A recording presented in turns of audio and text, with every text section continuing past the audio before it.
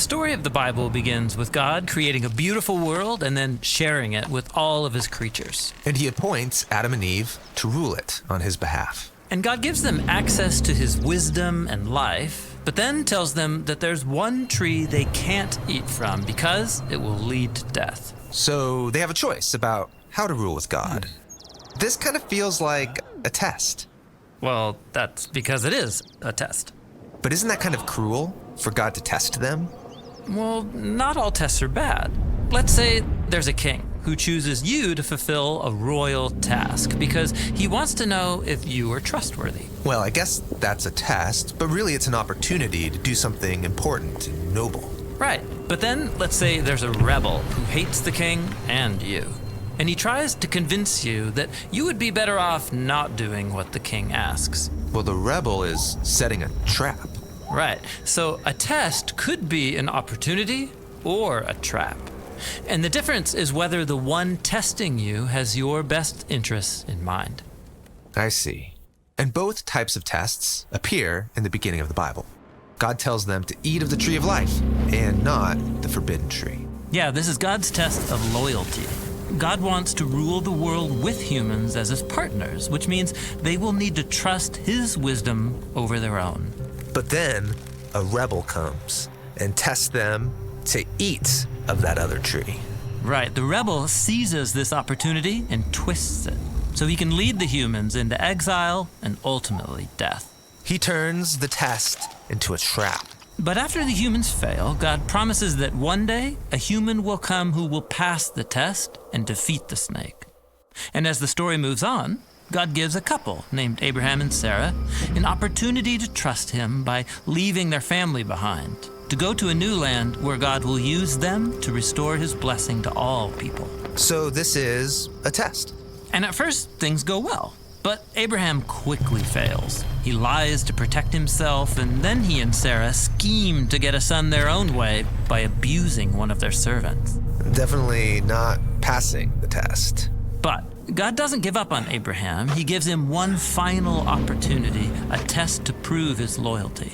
God asks Abraham to go up onto a hill and offer his son as a sacrifice. I can't imagine a more intense test. And Abraham does it.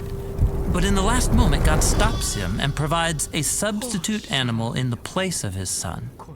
God then says he will fulfill his promise through Abraham's family because he passed this test. So Abraham passed this test, but he hasn't proven to be a fully trustworthy partner. We're still waiting for someone who can pass the ultimate test. Yeah, and as the family of Abraham grows and becomes a nation, God continues to test them. Like when the Israelites wander in the wilderness for 40 years. They have lots of opportunities to trust in God, to provide water or daily bread. But they instead blame God and even say that he trapped them in the desert to kill them. And so the rest of Israel's story in the Hebrew scriptures is pretty much the same. The Israelites don't trust in God and his promise. They're not loyal, and eventually the whole nation fails. So humans have an amazing opportunity to partner with God, but no one is really qualified. And so all of this brings us forward to Jesus. There's a story where Jesus goes into the wilderness for 40 days and 40 nights without food or water. Ah, yes, the wilderness. And there, he meets a sinister creature who tries to trap him. But Jesus trusts in God's wisdom. And he passes the test. Then later there's a story about Jesus going to pray with some friends, and God commissions him to go up to Jerusalem and to give up his life. And so he goes.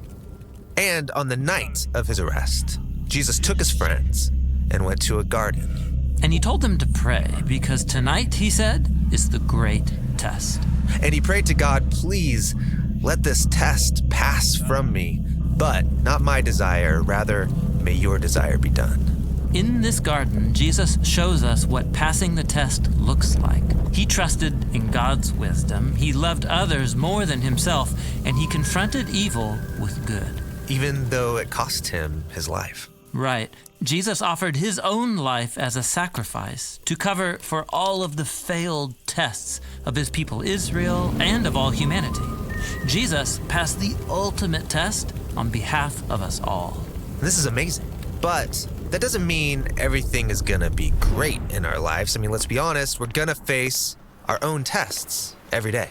Right. Jesus said every generation of his followers would have their own tests that will force them to trust God in radical new ways. And these tests can be difficult and often painful. But remember, a test from a good God is an opportunity. This is why James, a leader in the early Jesus movement, said that we should be grateful when we face tests and trials because they offer us a gift. It's an opportunity to surrender to God's wisdom and to become more like Jesus, the one who loved us and who passed the test on our behalf.